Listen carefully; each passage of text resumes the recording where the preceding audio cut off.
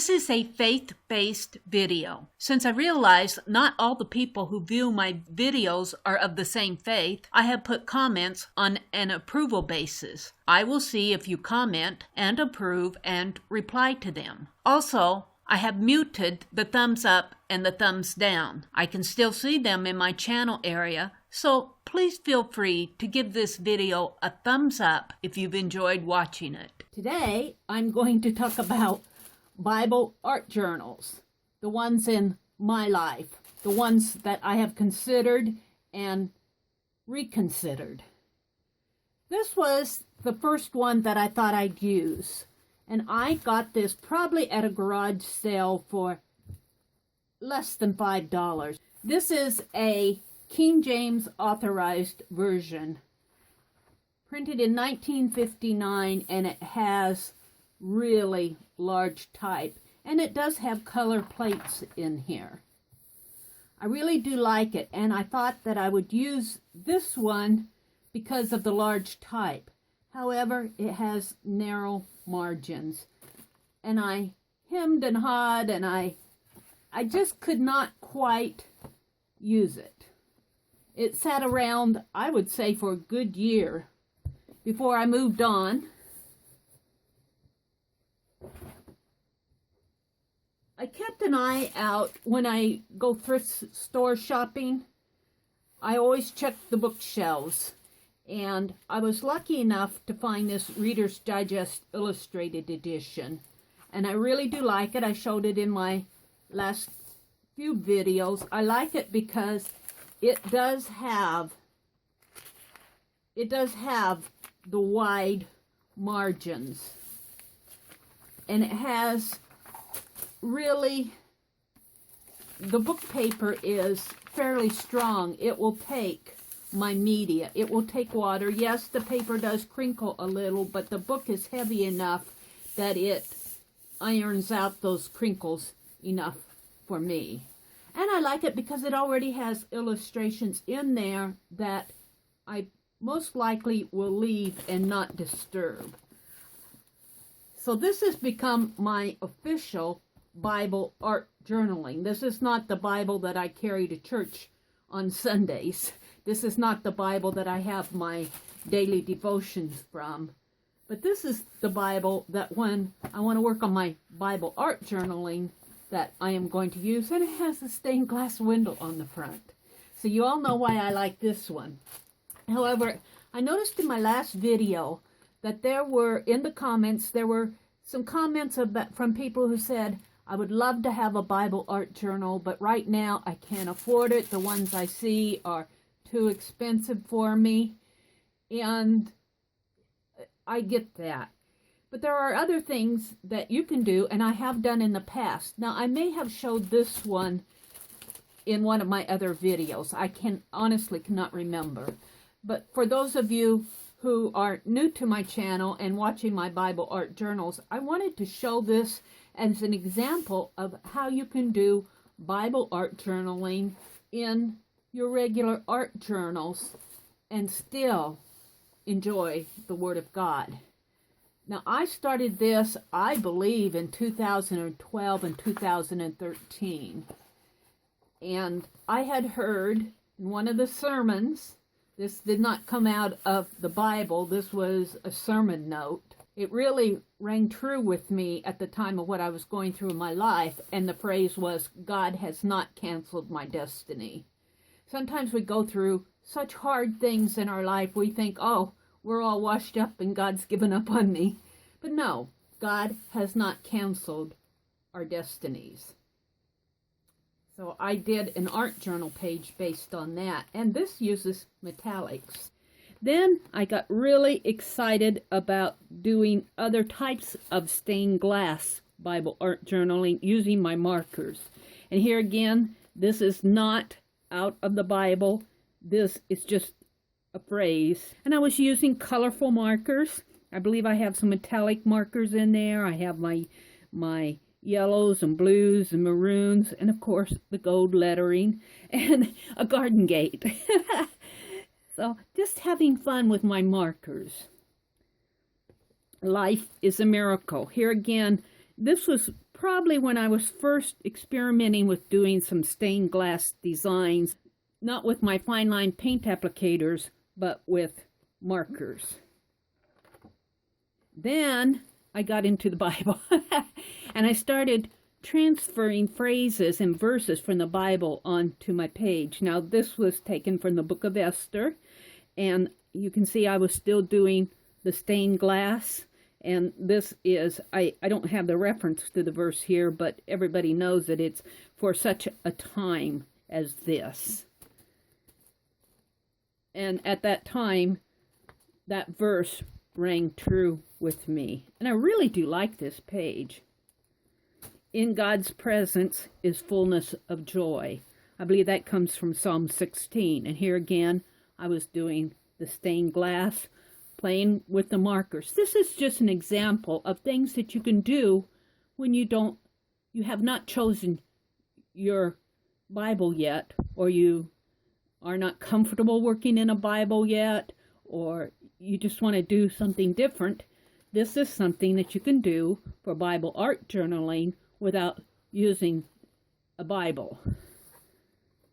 And I will say, if you Google or even do a YouTube search on Bible art journaling, I'm certainly not the only person who does Bible art journaling in art journals. I'm just showing you what I've done. And this was done a couple of years ago. Show me thy way, Lord. That's also in Psalms. And this was, you did well that it was in your heart. And this was where David wanted to build the temple. And God told him that just because it was in his heart, that was well, but it was going to be his son Solomon to build the temple. And that phrase really rang true with me, because we have a lot of things in our heart that will probably, a lot of dreams, a lot of things for good that we want to do, but they will probably never materialize. And sometimes I hear the Lord say to me, you did well that you even wanted to do it. And of course, if you could see, I have the gold. The gold. I love the gold. Even back then in 2013, I was enjoying that gold. Then I got into Genesis. And I have to laugh because in most of my Bibles, the book of Genesis, the first chapter is about God's creation, only covers a couple pages. And I'm going, God had 7 days, I only get 3 pages. So I started creating in my art journal. And these are some stained glass designs that I came up with 3 years ago. Just here again, playing with the Sharpie markers. And darkness was on the face of the deep. I wanted to use my markers in the background, and then I have that silvery metallic bouncing off of the page. This one I really like. I have to say, this is one of my favorites. The Spirit of God is kind of emanating out like that. And let there be light. I have light in here. And I think my markers were starting to run dry on me here. So I think this is my last page. It is. And you will see that my markers soaked through. And that's why I have this file folder in here to catch the markers soaking through. And it keeps these pages. It doesn't keep the back clean, but it keeps these pages clean. And then on the back, when I do a design on the back, most of my markers, most of this that soaks through, get absorbed into the page. And even though it can soak through here again, it does not seem to affect it that much. Look how that gold bounces off of that page. I just love it. I love going through this. I should do more in this. I haven't done anything in it since 2013. I've moved on to other things. I may take this out and incorporate it into another journal. I found that if I leave these in an unfinished journal, I feel like I have unfinished work.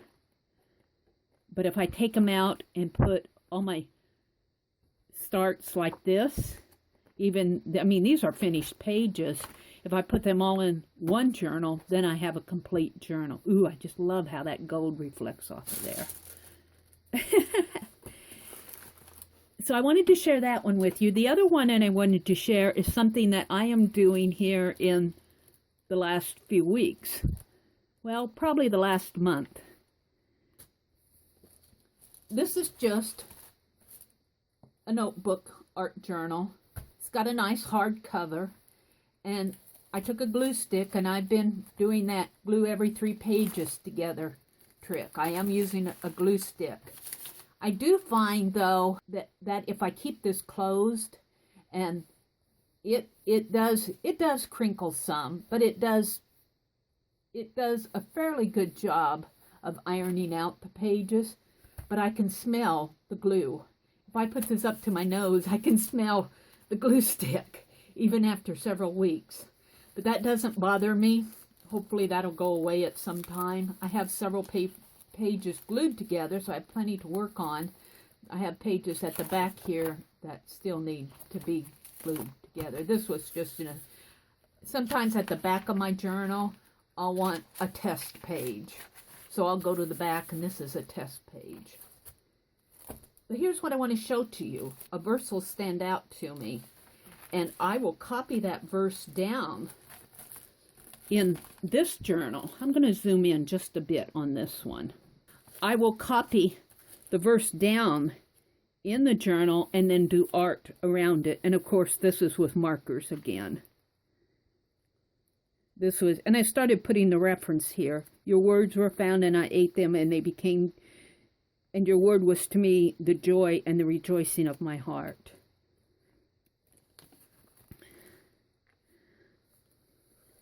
I'm not going to read all these verses. I'm really just going to show you what I've been doing. So you don't always need a Bible to do Bible art journaling. And I know that I'm not the only one who does this. But here's where a verse or a phrase in the Bible will catch my heart at the time, and I will do art. And you can see I'm very much inspired by the stained glass. I love the stained glass, and I love the words. And here's another one. This is not stained glass. Not everything in here is stained glass. Here I was just playing with more of a block letter and just circles around there. I think I was testing my marker, to tell you the truth.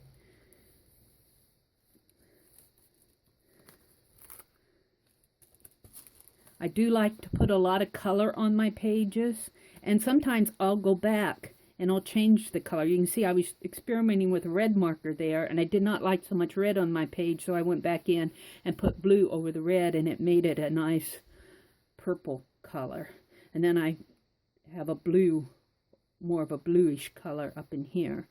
So I experiment with different things. Here I was just experimenting with a leaf design.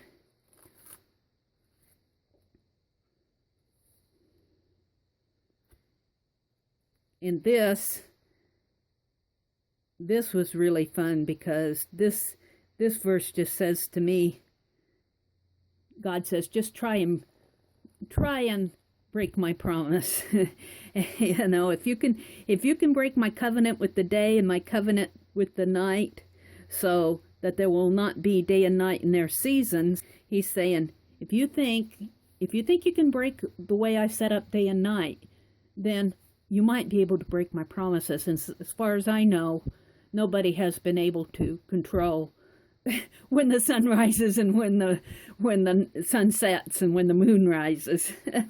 I really like that verse. Sometimes I get so inspired.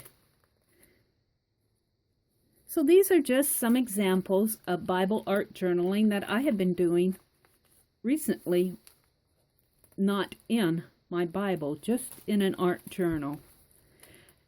And that's all I wanted to share today. If you want to do Bible art journaling, don't let the fact that you don't have a Bible art journal to work from yet, or you haven't found the right one yet, or you're still looking, you're still deciding, you can still do Bible art journaling, and you can still enjoy it. And I just wanted to share with you some of the things that I enjoyed doing even before I decided on the book that I was going to use for my Bible art journal. I hope that you've enjoyed this little flip through, and I will see you on the next page.